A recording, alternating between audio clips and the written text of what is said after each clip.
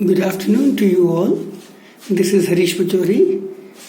Welcome to my channel, and today I am going to present you the poem The Darkling Thrush.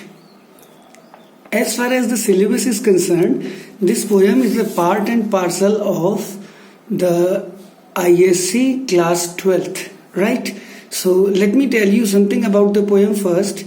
The poem describes a desolate world which the poem's speaker takes as a cause for despair and hopelessness. However, a bird bursts out the scene, singing a beautiful and hopeful song, so hopeful that the speaker wonders whether the bird knows something that the speaker doesn't. Right? Now the themes which are going to follow in this poem are nature and decline of human civilization, first, hope and renewal, second, despair and isolation, third. So, I would like to recite the stanzas, and thereafter giving you the explanation. Further, if there are any queries, do let me know and I'll be glad to clarify them. So, the first stanza goes thus. I leaned upon a coppice gate when frost was pictured grey, and winter's dregs made desolate the weakening eye of day. The tangled vine stems scored the sky like strings of broken lyres, and all the mankind that haunted nigh had sought their household fire. The poem starts with a picturization of the dreary winter and the scenery of winter, what winter looks like and how people behave in winter. Right, the poet starts that I leaned upon a coppice gate. Coppice gate is a wooden gate where he used to lean, and the frost was spectre grey.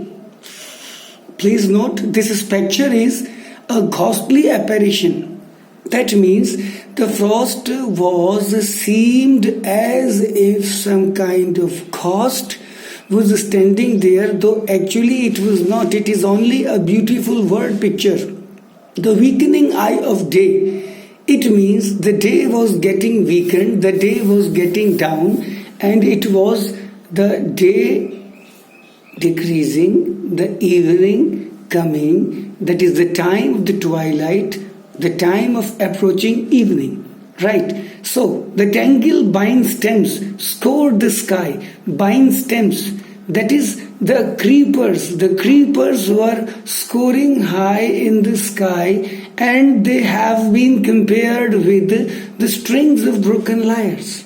Lyre is an instrument, a musical instrument which can be ascertained something like a guitar, sitar or sarangi, right?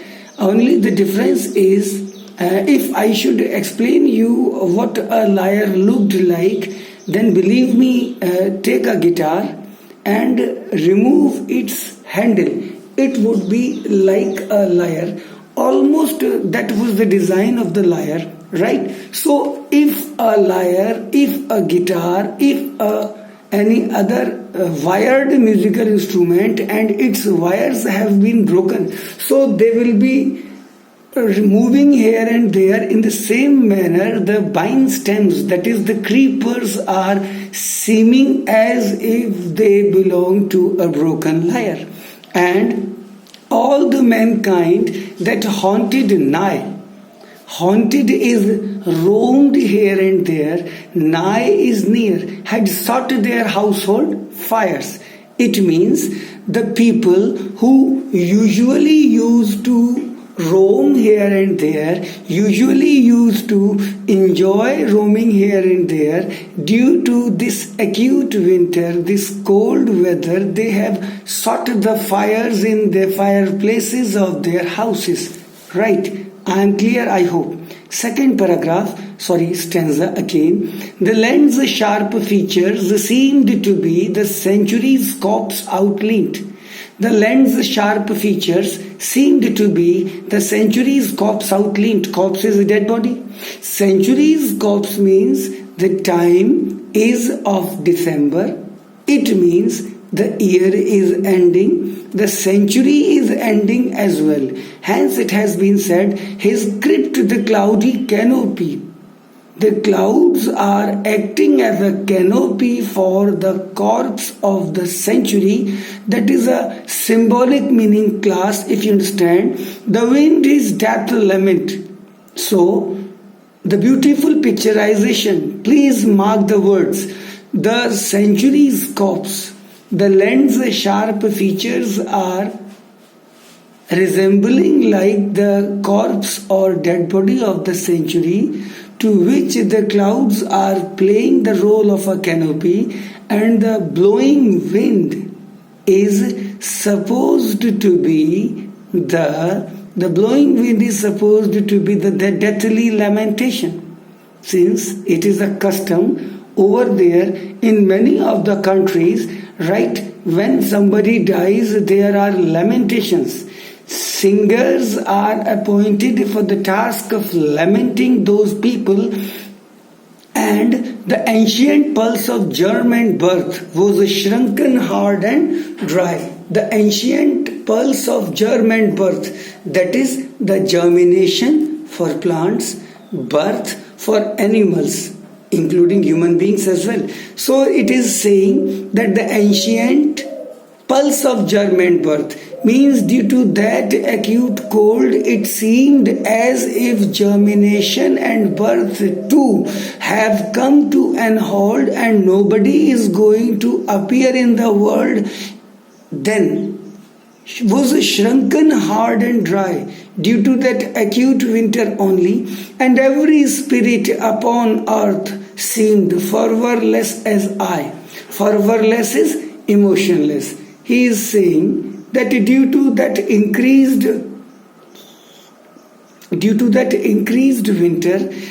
that increased cold and frost, due to that manlessness condition, it seemed as if every spirit on the earth, I know it is an exaggeration because you can't take the guarantee of the entire earth, but hence the words have been written, so they have to be considered. He says, every spirit upon earth seemed fervorless as I. Everyone who seemed here and there, if anybody was seemed, because there were hardly people seen here and there, so they seemed to be fervorless or emotionless, right? In that desolated atmosphere, in that atmosphere of moroseness, atmosphere of emotionlessness, when mankind seemed to take shelter into the household fires, at that negativity, something positive arose. Mind the words, at once a voice arose. The bleak twigs overheard in a full-hearted even song of joy illimited. Suddenly, in that desolated environment, a voice arose. Right? The voice arose from the bleak twigs. Class, twigs are small branches. Bleak are weak. Bleak twigs are small branches. So somewhere upon the trees, on some of the weak branches, heard a voice. And the voice itself showed joy illimited. The voice showed that the speaker was very much happy and gay or blithesome and cheery. Right? Now mark the words. Now we'll come to know who the speaker was or from where the voice was coming. An aged thrush. Thrush is a bird class, a household bird, which you people might have seen in some of the rural areas. So an aged thrush, frail, gaunt and small. Frail is a soft, gaunt is a lean and thin and scraggy and small. In blast beruffled plume. Plume is the feathers. Since it is a bird, it must be having feathers. So plum, in blast beruffled plums, means the bird's feathers too were few in number and of course ill arranged, had chosen thus to fling his soul upon the growing gloom. Since at that juncture, at that scene, due to the increased frost and wintry conditions, due to the increased cold, when mankind seemed to take shelter somewhere, right? This bird had taken the oath to introduce happiness, gayness, cheeriness, blithsomeness to the mankind. So the bird started chirping upon the growing glum. Glum is for sadness, right? So little cause for caroling. Caroling has two meanings, dear students. First, as the name specifies, caroling is derived from the word carol, and carol is Christmas carols, means the songs specially sung at the occasion of Christmas. But here in this poem, this caroling is for joys, celebrations, making up of joys. So the poet says, so little cause for caroling. That is, there was no reason for joys or for merrymaking of such ecstatic sound. He says, the bird was making such ecstatic sounds. Ecstatic is a kind of mad. Right, such ecstatic sound as if there might have been some reason to cherish, reason to be happy, reason to make merry. But though there could not have been any occasions such as the bird was behaving like for, was written on terrestrial things afar or nigh around. The poet is trying to say that on the things far or near, I don't think there was a reason for a merrymaking. Still the bird was taking on itself the sole responsibility of breaking that glum, breaking that monotonousness, and was trying to wake up the mankind. He says that I could think there trembled through his happy good night air some blessed hope whereof he knew and I was unaware. Here, at this juncture, let me make it clear, class, that the poem is half filled with the natural beauty and half philosophical. In the first half of the poem, the poet tries to portray the winter scenery of a particular place. And in the second half, the philosophy of glum, the philosophy of sadness, and the philosophy of happiness after the sadness. Just like the game of snakes and ladders in one of the eminent writers, Sir Salman Rushdie, in few of his books has given the instance of snake and ladder. And look what he beautifully writes. He writes, the life is like a game of snakes and ladders. Mind my words. For every snake you have been bitten, there is a ladder to compensate. And for every ladder you have climbed upon, there is a snake to put you down.